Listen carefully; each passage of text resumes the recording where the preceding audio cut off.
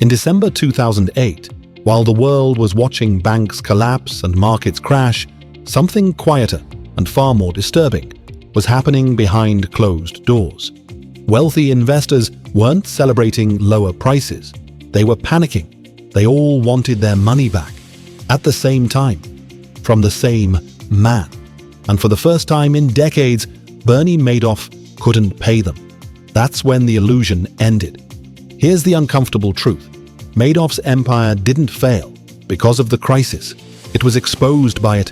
His system had no real connection to the market, no secret edge, no genius strategy, just a simple mechanism that only worked as long as people believed it worked. For years, Madoff delivered something investors secretly crave, but rarely question: consistency. Around 10% returns, year after year.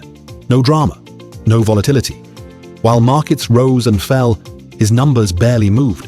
That should have been the first red flag. Real markets don't behave like that. But ironically, the lack of chaos made him look safe. And safety attracts money. So money kept coming. From hedge funds, from banks, from charities, from individuals who trusted intermediaries, who trusted someone else. It created a chain of belief, not a chain of verification. Most investors never saw actual trades. They saw statements, clean, predictable, reassuring. Behind the scenes, the system was almost disappointingly simple. When new money came in, it wasn't invested. It was used to pay earlier investors who wanted to withdraw. Gains were fabricated on paper. Losses were hidden because there were no real positions to lose from. It was a closed loop. As long as more money entered than exited, the machine kept running. And for a long time, it did. But systems like this have one weakness: liquidity. They depend on timing, not intelligence, not strategy, just timing. Then came 2008. The global financial system started to crack. Major institutions collapsed, credit froze, markets plunged.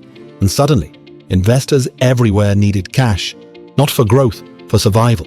Funds that had been comfortably parked with Madoff for years were now being pulled out. Quickly, requests started piling up. Billions of dollars in redemption demands. Not spread out over time, all at once. This is where the math stops working. Because there was no money. Not enough to cover what people thought they owned. Estimates suggest investors requested around $7 billion in withdrawals. Madoff had only a fraction of that available. The rest never existed. For decades, incoming cash had covered outgoing payments. But now, the inflow had stopped, and the outflow surged. The loop broke. It's almost ironic. The very crisis that made investors feel unsafe is what forced them to ask for safety. And in doing so, they exposed that there was none. On December 10, 2008, Madoff confessed to his sons. The next day, he was arrested. What looked like a $65 billion investment empire turned out to be one of the largest Ponzi schemes in history. But here's the part that still feels unsettling. Nothing about his strategy changed in 2008. No sudden mistake, no new risk. The system was always empty. The only difference was that too many people asked for their money at the same time. And that raises a bigger question. If a system can survive for decades without being real, simply because people don't all test it at once, then how many other systems are built on the same fragile assumption? Because the Madoff story isn't just about fraud, it's about trust. And what happens when too many people rely on it without ever verifying what's underneath?